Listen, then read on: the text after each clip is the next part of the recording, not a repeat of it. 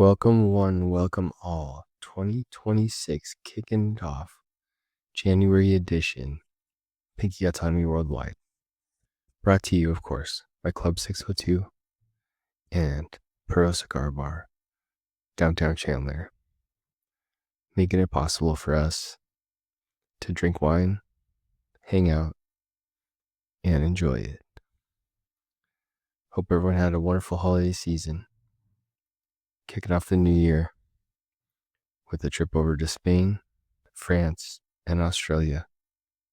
Great selections as always. Starting out in Spain with Divino Minino, a beautiful Verdejo coming from the Rueda region, just a little bit northwest of Madrid. Moving over to my favorite place, France, to get a wonderful Malbec from the home of Malbec, the Cahors region. We got Château, Labastide, Haute,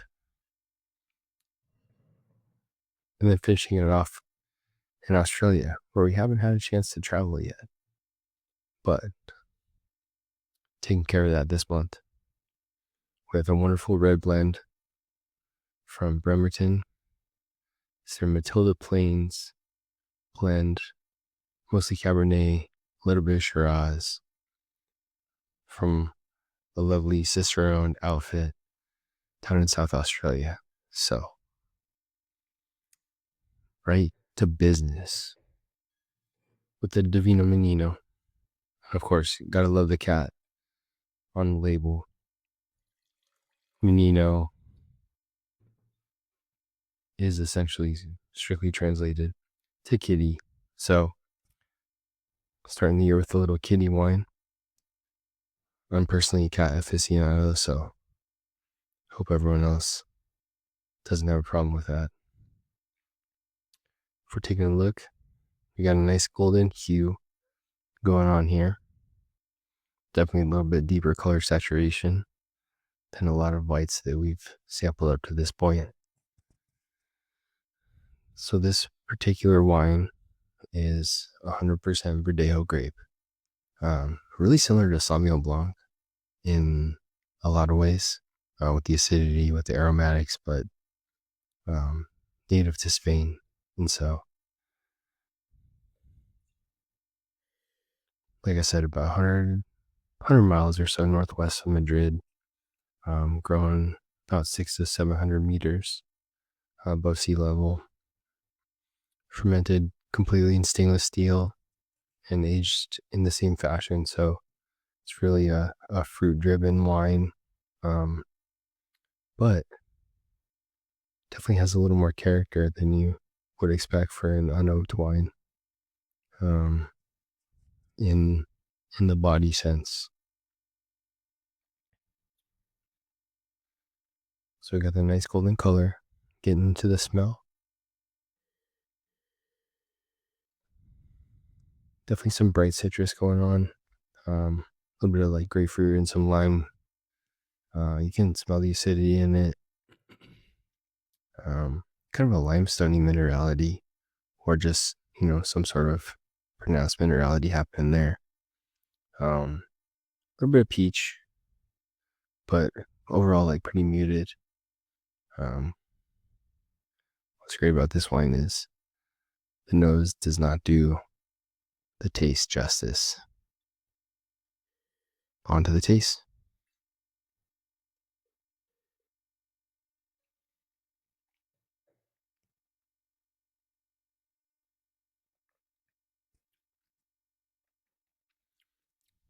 A lot going on in a good way. It's crisp, but still nicely rounded. Definitely some citrus. Like I said, that grapefruit and that lime really kind of pops through in the on the palate. Medium to medium plus acidity. Definitely medium bodied, and the peach on the nose kind of turns into almost a peach pit. Kind of a little bit of like bitterness going on there at the end.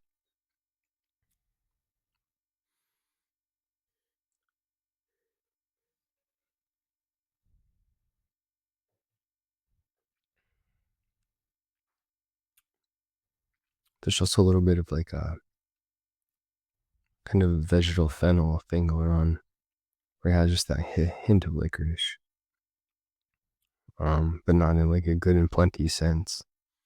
More so in that nice, fresh vegetal sense. Really just a great wine. Super fruit friendly, super aromatic, and I mean, onto the pairing. You can pair with quite a bit. Shellfish, shrimp, and you can get from the cheese realm, get something fresh like Chèvre. You could go Brie, you could go Cotija with the saltiness, fresh mozzarella,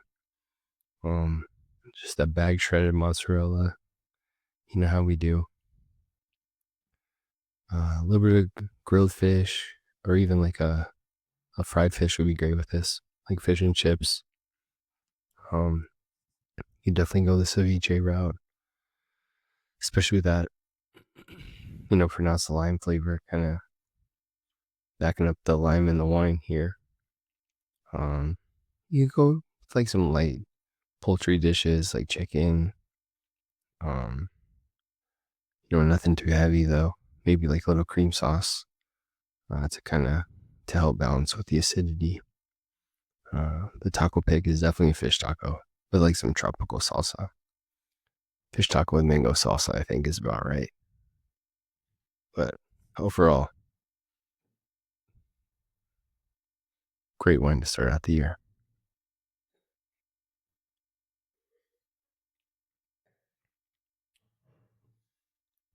Moving on to France, from actually one of the oldest vineyards in the Cahors region, Château, Labastide, Haute, actually provides a great look into the birthplace of Malbec. So, although we've had an Argentinian Malbec previously in our tastings, this is the source right here. So, pretty special in that respect. Southwest of France, basically the same longitude as Languedoc, but actually more of a continental climate because it is way further inland. Gets a little bit of the Atlantic influence, but definitely not over the top. These vineyards are actually grown on kind of like these limestone plateaus, and so, as you'd imagine, pretty heavy minerality. But this wine is definitely majorly influenced by its terroir and where it grows. In the area, it's allowed up to 30% of Merlot as well as Tannat. This particular wine should be pretty close to 100% Malbec. So this actually comes from a pretty ancient estate dating back to 1895. They're really organic with their wine practices and aged for about 8 to 10 months in some fairly old oak barrels. So you get a little bit of oak, but mainly it's letting the fruit pop through, which is nice. Color-wise, taking a look. Definitely ruby, but has kind of a rusty tint to it, which I think can not only be attributed to the ancient qualities of the vines themselves, but also because of that limestone. Getting into the nose. What's going on? Tart cherry, recurrent, through a blackberry, kind of some violet too, from a floral standpoint. There's like an kind of iron pan minerality that hits you. Shout out to Ian. It's got a little meaty essence going on.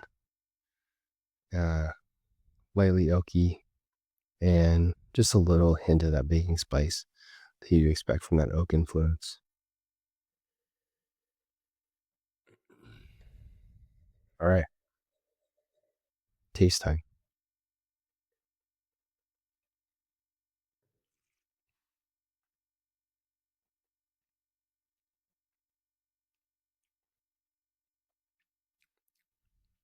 wonderful balance between the fruit, the minerality, the tannin, and everything else. Definitely like a medium to medium plus body. The blackberry is for sure present. There's like a little bit of a black plum going on, like slightly underripe almost, because it's very tart. The tannins are pretty firm. It's a super food friendly wine in that sense that, man, it can pair with quite a lot. Definitely has like a light, fresh acidity happening. Then you definitely get that limestone and the kind of the iron component from the minerality standpoint. It has kind of a savory note, like the meatiness that you smell in the nose definitely comes through on the palate, which I think is very typical of the region. And again, there's that light oak and baking spice that kind of pops through, but overall just incredibly balanced wine. Food pairings, I mean, any aged, strong flavored cheese, you're doing the right thing. I mean, the bagged Mexican blend to the aged Gouda to your Comte to your, I would even go kind of, again with the fresh mozzarella. Really, there's not a wrong answer here, just because it has such great balance, such great, acidity in the fruit component, as well as the minerality. God, it's ready for cheese.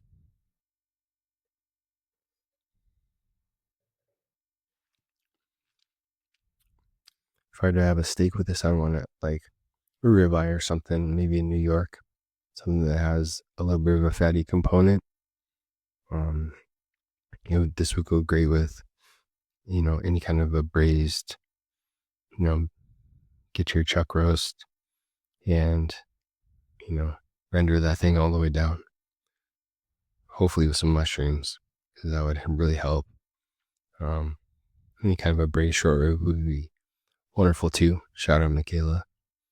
And anything like the lamb or like even the venison realm would be excellent with this as well. And the taco pick, gotta go birria. Gotta. That's just me personally though. I suppose cabeza tacos would be also more than acceptable, just with the richness and, just that overall funk.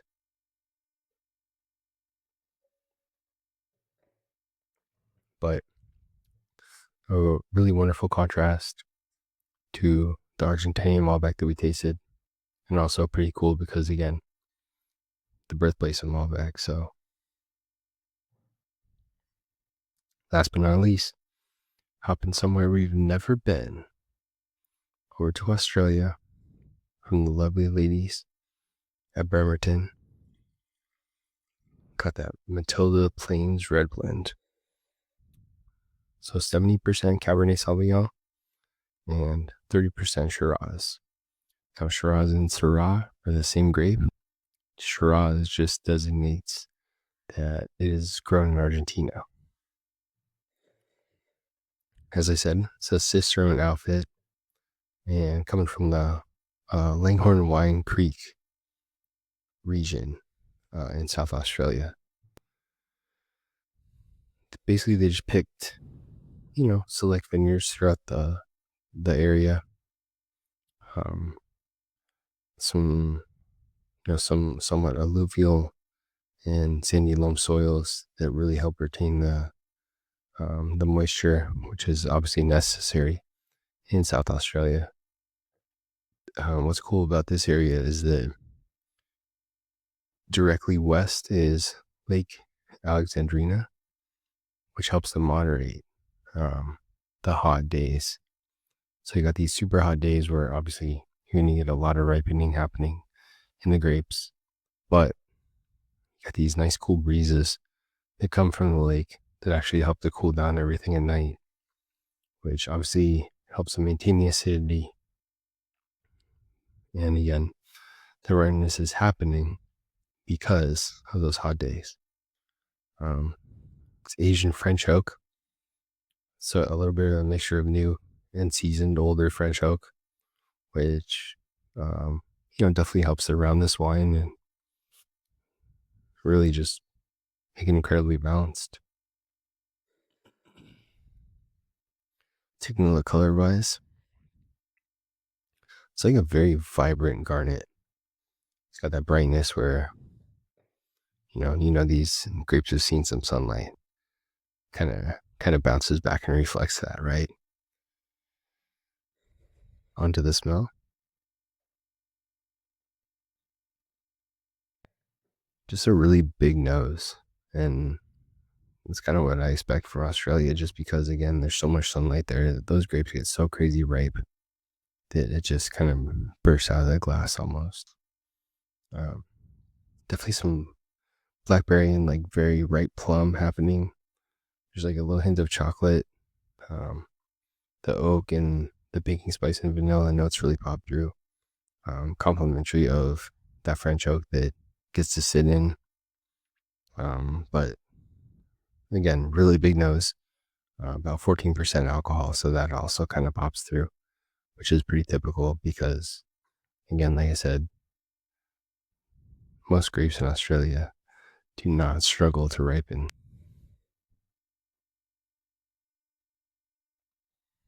What is nice about this one too is a little bit of the minerality in the soil pop through, which sometimes is not the case in Australia. So just the nose itself tells me that this wine is going to have some nice balance. Man, fortunately, comes through on the palate.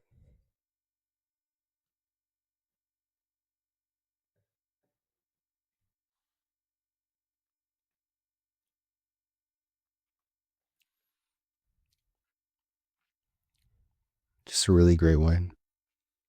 The ripened dark berries come through, as well as the plum. Kind of has a nice balance between juicy richness and tartness. There's that minerality really pops through on the palate to help balance, and then that baking spice just really hits in a great way, keeping it from getting too rich and jammy, as you definitely will find with some Australian wines, but this one does not have that problem whatsoever. The influence of the soil is pronounced. Tannins, I would say medium minus, present but not really a huge factor, but overall, great wine. Super food friendly also, and again, for being an Australian wine where it gets the hours of sun that it gets, this thing's lovely.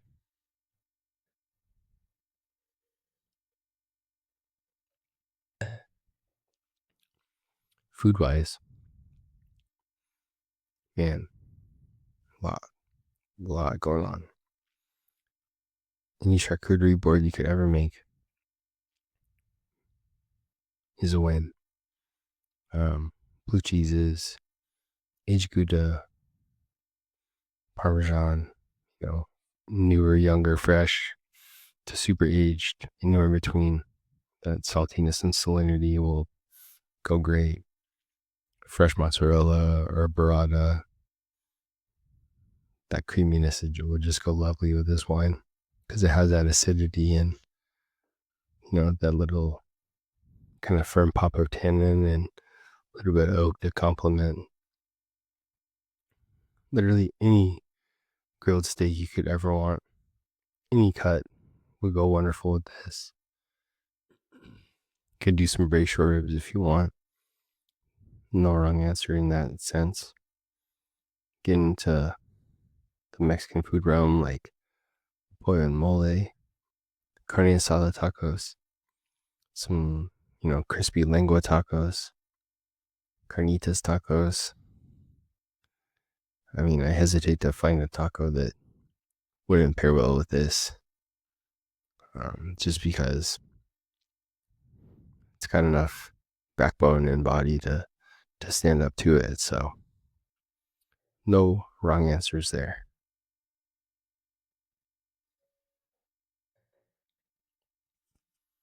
Man, hard to believe we're already in 2026, but starting off the new year the right way. Can't wait to see everybody at the live tasting. Drop any questions or comments you got in the comments below. Big thanks, of course, Club 602. Shout out the homie Rick. And of course, Pearl Cigar Park, downtown Chandler. Big shout out Ian. And the homegirl Ryan. Thank you guys all for holding us down. Hopefully, every month gets better and better as far as the wines go. I have no doubt that it will. Thanks for joining me. Have a great night or day. See you soon. Cheers, everyone.